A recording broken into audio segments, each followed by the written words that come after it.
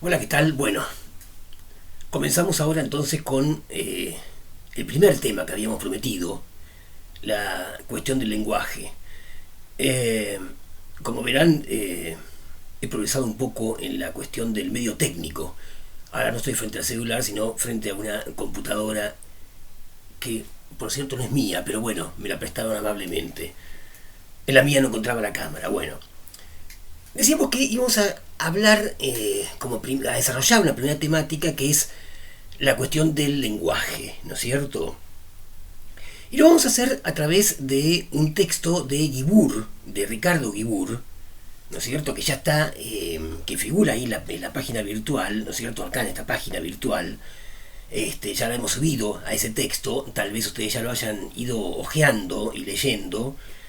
Guibur, que digamos que lo hizo con otros autores, ¿no es cierto? Con Guarinoni y con Gigliani, que colaboraron con ese texto. Un libro que se llama, este texto de Guibur, ¿no es cierto? Es un capítulo de un libro que se llama Introducción al conocimiento científico.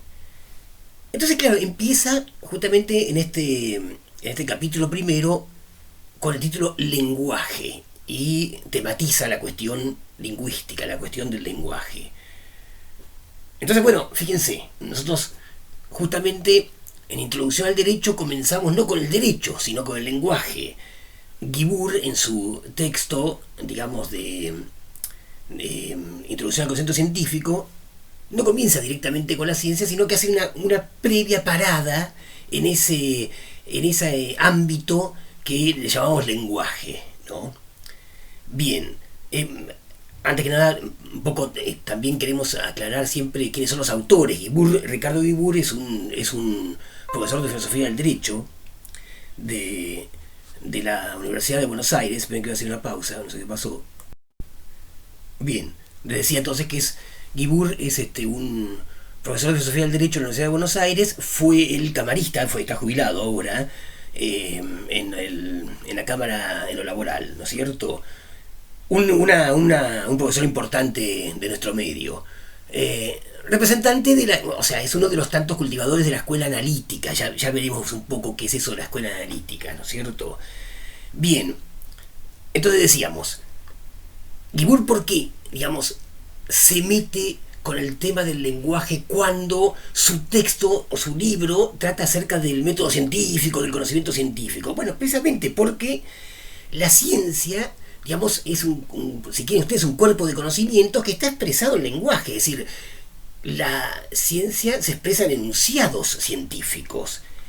Las llamadas leyes científicas, que es la ley de Newton, son oraciones lingüísticas, ¿no es cierto?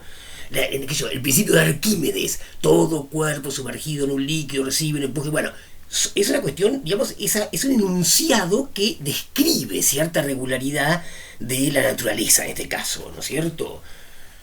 Bien, y nosotros, bueno, decíamos que, ¿por qué nosotros empezamos, si vamos a hablar de derecho, y de ciencia también vamos a hablar, ¿no es cierto? Ya el doctor Petruti seguramente ha desarrollado un poco de la cuestión del conocimiento, del conocimiento científico y demás. Bien, entonces, ¿por qué nosotros, si vamos a hablar de derecho, vamos a hablar del lenguaje previamente? Bueno, yo les había comentado ya antes que tiene que ver con que el derecho es también un hecho lingüístico, ¿no es cierto? Si el derecho, decimos que son normas, supongamos, esas normas están expresadas en lenguaje, sobre todo en lenguaje escrito, en el derecho actual, ¿no es cierto? Bien, básicamente el derecho actual es un fenómeno lingüístico, ¿no? Ya vamos a ver el tema de la costumbre, ya lo había anticipado. Pero está expresado, las normas están expresadas en palabras. Y, y además, bueno, digamos, fíjense ustedes eligieron una carrera, abogacía, ¿no? Que, digamos, de algún modo los va a arrojar a este mundo de la palabra, porque la labor del abogado es básicamente una labor lingüística. Si uno supongamos, si uno es un abogado litigante, bueno, quiere convencer al juez sobre la posición de la parte que representa, bueno, lo va a hacer a través de un discurso, digamos, de las expresiones lingüísticas, ¿no es cierto? De un discurso persuasivo, en este caso, ¿no? El juez, cuando dicte la sentencia, y bueno, lo va a expresar en palabras. No hay sentencia si no hay palabras, digamos, ¿no?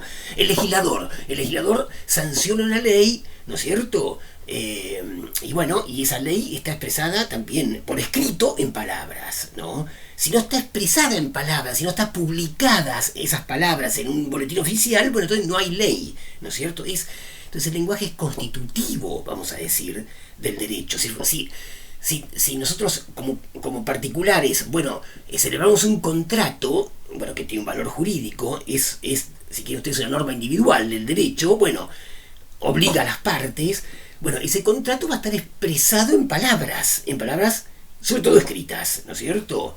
Bien, pero también cuando uno de algún modo adquiere por ejemplo, un diario, supongamos en el kiosco de revista, entonces hace un gesto como diciendo me llevo esta revista, me llevo este diario y paga. Ese gesto también es una comunicación, no es palabras, pero es también un hecho simbólico que comunica algo digamos, del que quiere comprar al que está ofreciendo para vender ese elemento, ese diario, ¿no es cierto? O revista, lo que fuera.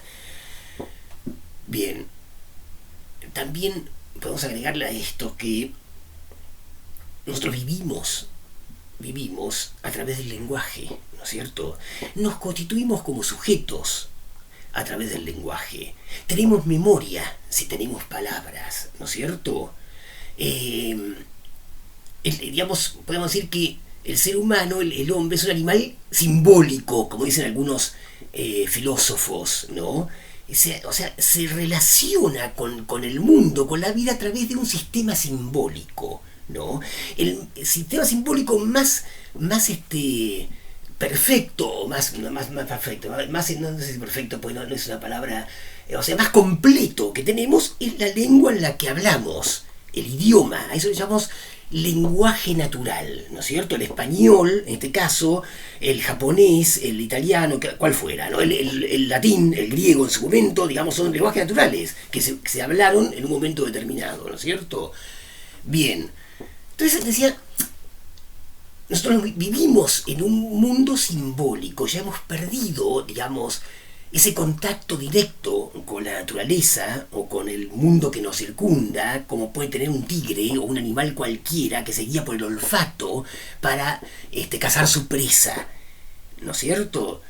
Nosotros, digamos, estamos, vamos a decir, si queremos el alimento, lo hacemos a través de un mundo simbólico, a través de la civilización, ¿no es cierto? Que es un sistema simbólico, si quieren ustedes, ¿no? Si queremos ir, supongamos, a la luna, si el hombre quiere ir a la luna, bueno, se encierra en un cuarto a hacer cálculos, ¿no es cierto? Tenemos mapas, ¿no es cierto? Mapas para guiarnos, tenemos guías que justamente son elementos simbólicos, ¿no? Que nos refieren a un mundo extralingüístico, si quieren, ¿no es cierto? Estamos encerrados, como dice, parafraseando la poesía de Borges, ¿no es cierto? Estamos encerrados en un mundo sonoro, ¿no es cierto? Una red sonora de antes, después, ayer, ahora, izquierda, derecha, yo, vos, nosotros, aquellos, ellos, ¿no? Esas palabras nos constituye el mundo y nos relacionamos con el mundo a través de palabras. Somos, entonces, podríamos decir que con Cassirer, somos un animal simbólico, ¿no es cierto? Bien, entonces vale la pena, justamente por todas estas razones, detenerse, aunque sea un poquito, mínimamente, en la cuestión del lenguaje. Bien.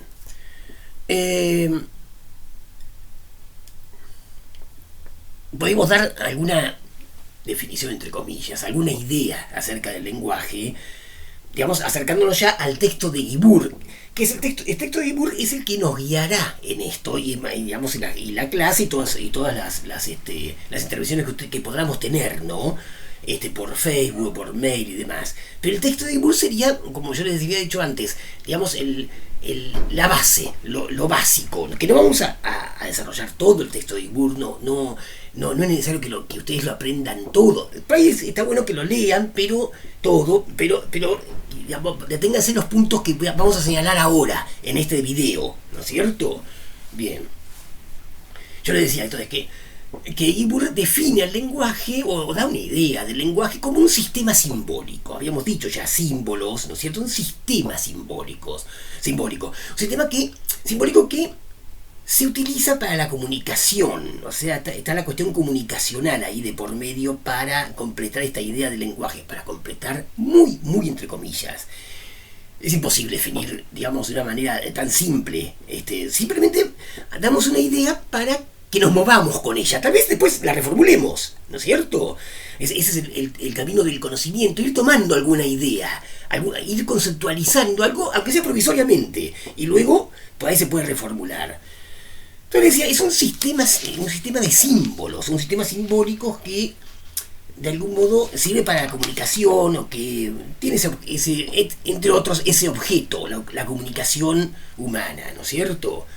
Bien, ahora entonces vamos a detenernos un poco en los componentes de esta idea. ¿Qué es un sistema? ¿Y qué son los símbolos? ¿No es cierto? Bueno, un sistema es algo así como algo distinto a un conjunto de cosas, a un conglomerado de cosas. ¿No es cierto? Un sistema es algo cuyos elementos, los elementos que lo conforman, están vinculados con alguna lógica entre sí, tienen alguna vinculación entre sí. Por ejemplo, cuando uno habla de un sistema de normas, el derecho es un sistema de normas, podríamos decir, ¿no? Bien, entonces, ¿qué quiere decir eso? Bueno, que lo componen el sistema normas, son las partes, pero esas normas no están agregadas, así como, digamos, todas sueltas, sino que tienen un vínculo, se definen entre sí, tienen una relación entre sí. O supongamos un organismo vivo, ¿no es cierto?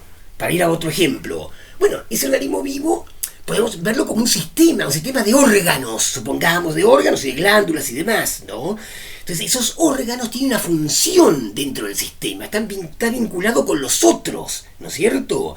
Está vinculado, si quieren, con el todo, cada órgano, ¿no? Es decir, hay una vinculación entre sus partes. Eso quiere decir que hay un sistema de X cosa.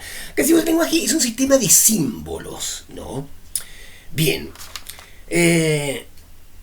Vamos a parar un poquito, así tengo un poquito de agua y ya sigo. Seguimos. Bien. Un sistema de símbolos. Y entonces tenemos que detenernos un poco en qué entendemos por símbolo. Esa es la cuestión, ¿no es cierto? Vamos a decir, la clave, ¿no es cierto? ¿Qué es un símbolo? Pues, ya lo dijimos varias veces, usamos la palabra varias veces, ¿no? En este video. Bien. Un símbolo, digamos, yo sigo la definición del texto de Guibur, ¿no es cierto? Podemos definirlo, según Guibur, como un fenómeno que remite a otro fenómeno, o, para ser más preciso, que nuestra mente asocia con otro fenómeno, ¿no? Bueno, claro, ¿qué es un fenómeno? Eso también tenemos que ver para entendernos, ¿no es cierto? ¿Qué es un fenómeno? El fenómeno es algo que aparece, cualquier cosa, un sonido, no sé, una palabra que puede ser sonido, que puede ser dibujada, escrita, ¿no es cierto? Un grafismo, ¿no? Algo visual, ¿no?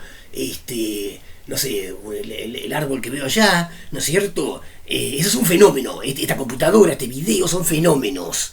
Este personaje que aparece acá es un fenómeno, podríamos decir, ¿no? Entonces es algo que aparece, que aparece, que está en el mundo, que aparece en el mundo, que aparece ese fenómeno, que, digamos, que captamos por los sentidos en principio, ¿no es cierto? Bien, eso sería un fenómeno. Bueno, entonces, un fenómeno que remite a otro fenómeno, eso es un símbolo o un signo, ¿no es cierto? Pues un signo es más amplia la palabra signo. Por ejemplo, dijimos, bueno, una palabra, por ejemplo, la palabra video, ¿no es cierto? Remite a esto que está ocurriendo acá, ¿no es cierto? A esta cosa que ustedes están viendo, ¿no? La palabra video remite a esa otra cosa. Pero también, supongamos, el fenómeno de la temperatura en el cuerpo, la fiebre, ¿no es cierto? También me remite a otro fenómeno. Nuestra mente asocia con una enfermedad, supongamos con una, ¿cómo se llama? Infección, ¿no es cierto? Bien. Los médicos actúan mucho con esto, ¿no es cierto? Con los signos y síntomas, ¿no? El color amarillo en la piel, bueno, puede ser signo de que algo anda mal en el hígado. O sea, signo de otra. El color no se queda